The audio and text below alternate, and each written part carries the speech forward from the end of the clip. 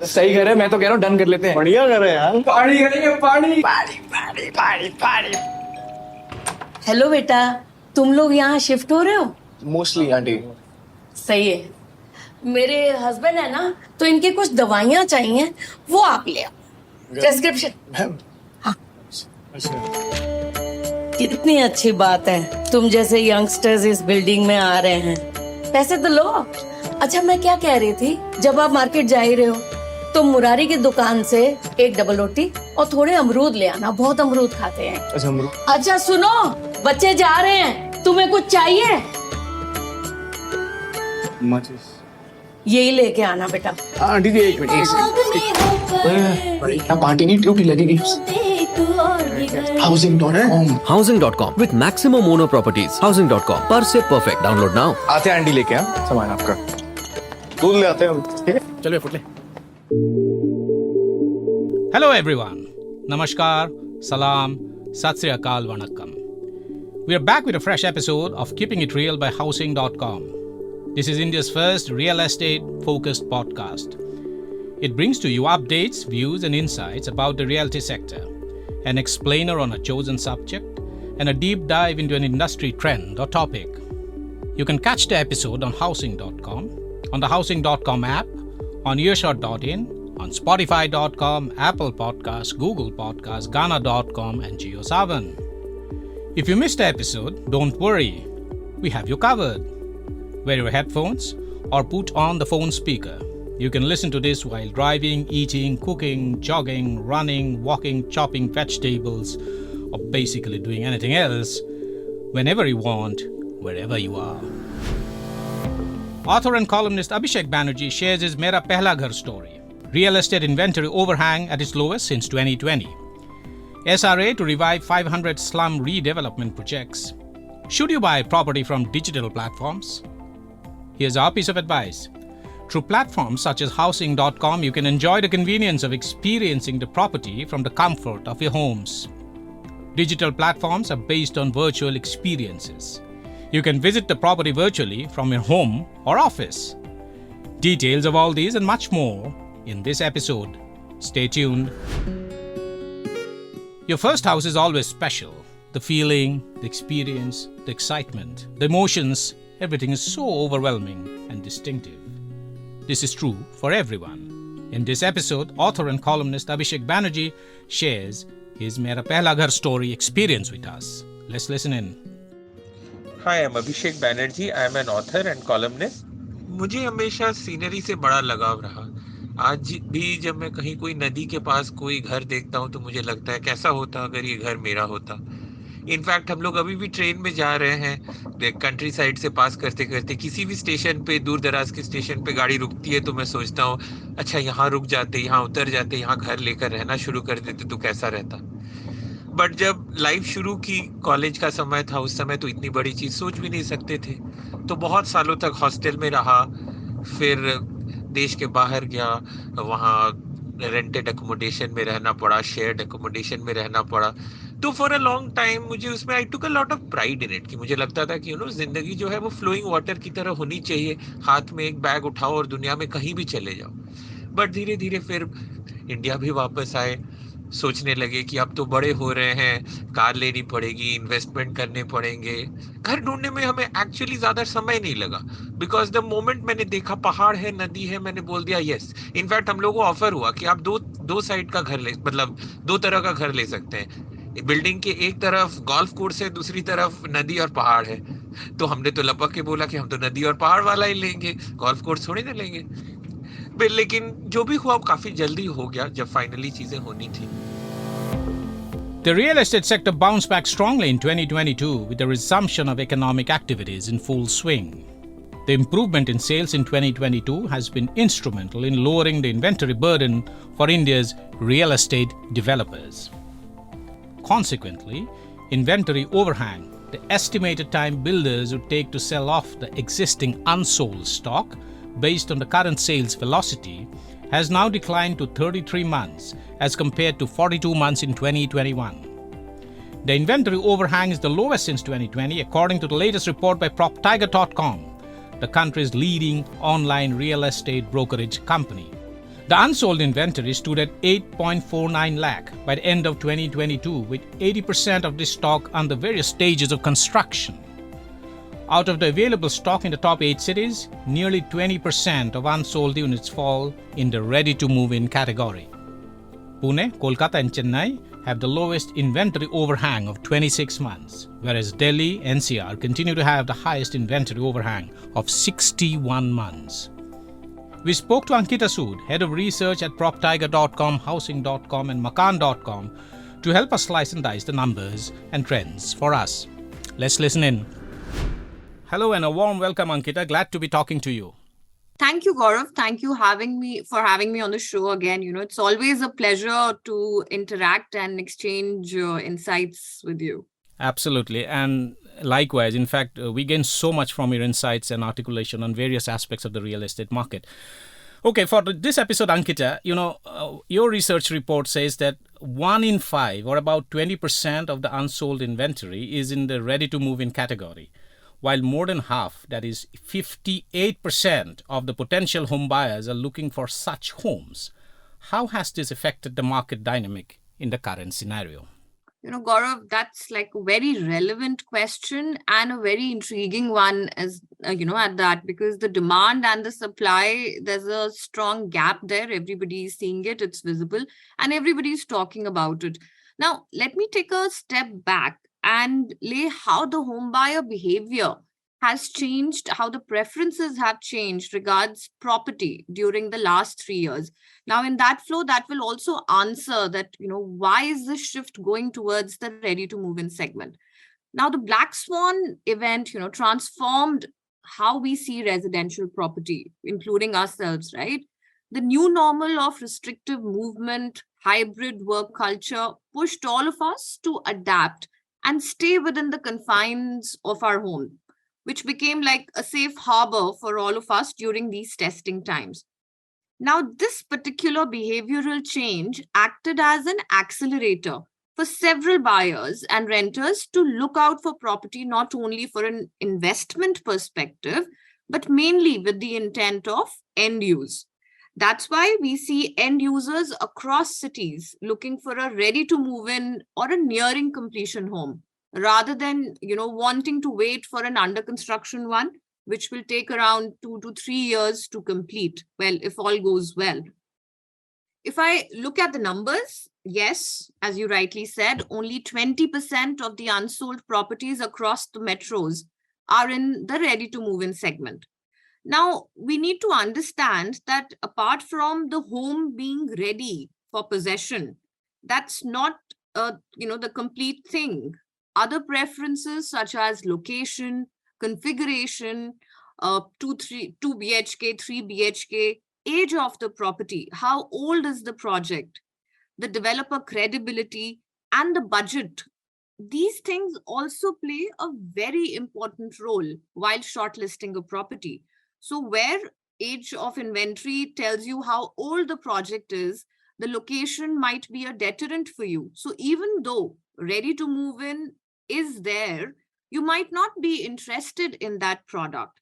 Now, with all these considerations, the home buyer today is currently left with very few options, across the cities. Now, to add to this, high demand and limited supply of the ready-to-move-in segment has also led to premium being attached to such properties, making them, again, out of budget for some of the home buyers. Just to summarize, this demand and supply gap is acting as a deterrent for many fence-sitting home buyers. Now, even though there was pent-up demand, that's not being catered to. The demand is not being realized despite the willingness for the home buyers to buy a home. Right, Ankita, very interesting insights, and you did mention about the Black Swan event, which all of us have come through over the last 2 years, which is the global COVID-19 pandemic. And one of the consequences of the Black Swan event or the pandemic has been the inventory overhang. And your report suggests that while the inventory overhang in most of the top cities of India has reduced post-spiking during the pandemic, Delhi NCR remains an outlier. In fact, the inventory in overhang in the Delhi NCR region continues to have the highest overhang of about 61 months. What are the possible reasons, according to you, and implications of it on the property markets in the region? Delhi NCR, as we know, is a different fish. It's an agglomeration of 5 cities. So the dynamics are very different. An agglomeration of Gurgaon, Noida, Faridabad, Ghaziabad, and the NCT of Delhi. All of these 5 cities have their own economic anchors. They have their own real estate dynamics. And obviously, because of a few cities and unfortunate incidents due to projects not being complete, litigations happening, the demand in the agglomeration definitely slowed down. And even the pandemic has not been able to, revive that demand if I look at all the cities together. Now, similar to other cities, in Delhi NCR as well, the home buyers are looking for ready to move in property, right? So that's a case across the top 8 metros that we are seeing. It's an end user looking for a ready to move in property.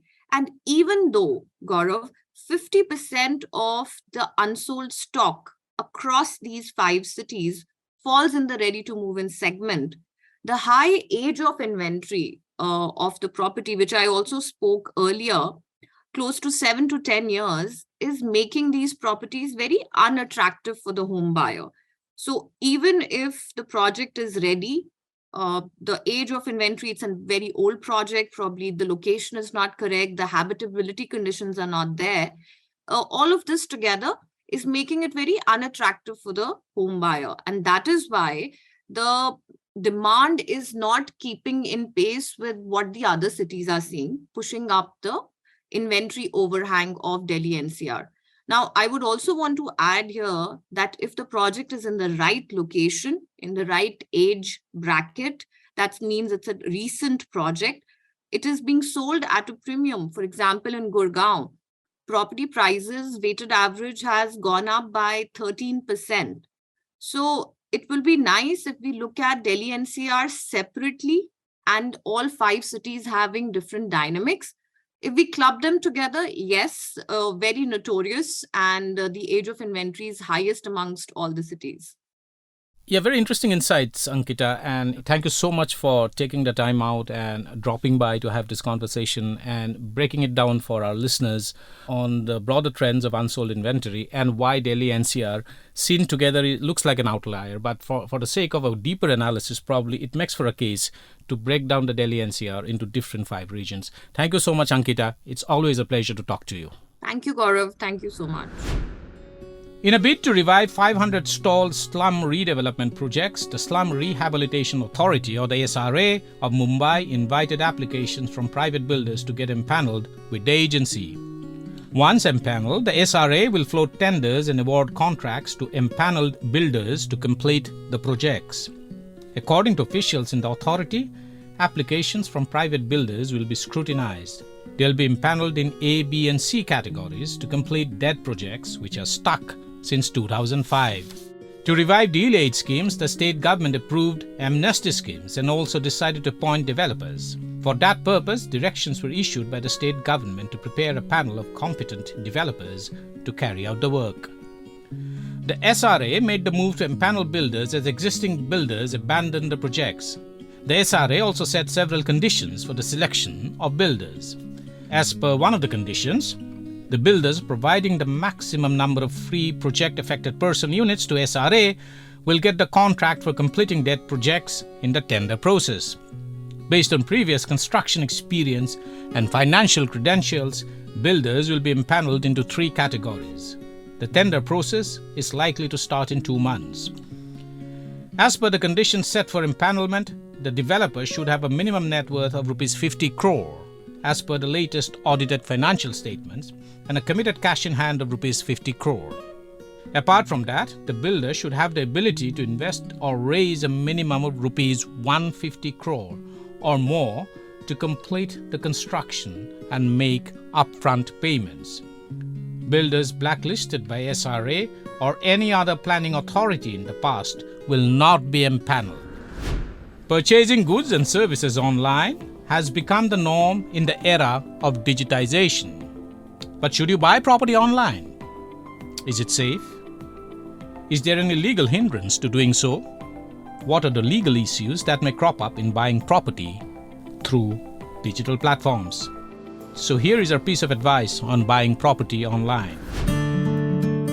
Customers can enjoy the convenience of experiencing the property from the comfort of their homes. Online sales platforms enable the entire purchase process online by leveraging contactless transaction infrastructure, including virtual meetings, online product experience, and selection of apartments and digital documentation and payments. Moreover, we have also seen customers collaborating with their families in different geographies to experience the virtual visit. Digital platforms are based on virtual experiences. You can visit the property virtually from your home or office. The platforms allow a closer view of the property to prospective buyers. The experience is undoubtedly better than a video. However, it may still lack the feeling of visiting a property physically. Nevertheless, a digital platform can help screen serious home buyers from the shoppers. Once the buyers make up their minds after the virtual experience, they go ahead with the deal. Digital platforms make the entire home buying process seamless and nearly paperless. But this process is new for many home buyers, and with huge transaction sizes, they may find it difficult to completely detach from the age-old physical transaction process. What are the legal challenges you may face in shopping for property online? Although digital platforms have made it easier for developers to reach a larger segment of home buyers, physical interactions remain a challenge, especially for the verification of land title, project approval, and the stages of development.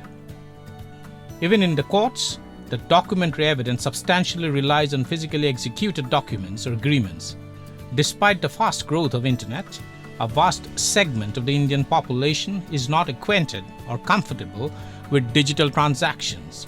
Even the registration of the builder-buyer agreement, etc., needs to be physically executed before the sub-register concerned. Experts believe that in most cases, buyers may find it convenient to shortlist properties online and experience the look before visiting offline. A unified digital platform that allows instant home loan approval and filling an online application for home buying can save and bring transparency to the entire transaction. Now, what are the things to be kept in mind when buying a home through digital platforms? Several developers are launching their digital platforms. So, you need to be careful when buying a property through such platforms. Experts suggest most important points that you should keep in mind when buying through a digital platform are: first, opt for homes by reputed developers with a track record for timely delivery, customer satisfaction, and transparency. Secondly, while the platforms may give adequate information, independently search websites such as RERA, Competent Authority, etc. The status of the project may not be readily available for buyers online. Thus, a physical visit is a must. It is important to compare the buyer agreement provided by the builder with the RERA notified standard buyer agreement. If there are any variations, insist on modifications in sync with the standard format.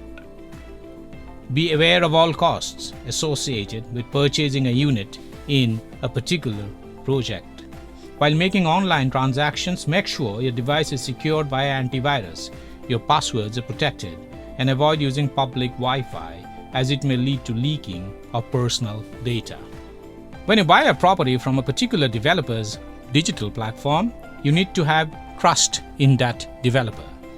It can be a good idea to make use of both online and offline procedures, that is, an online platform for shortlisting and faster processing, and an offline one for conducting in-depth due diligence. So this was our piece of advice on the purchase of property online. That's it from us for this episode. We shall be back again with a fresh episode of Keeping It Real by Housing.com with information and insights on the real estate industry. Take care and stay safe.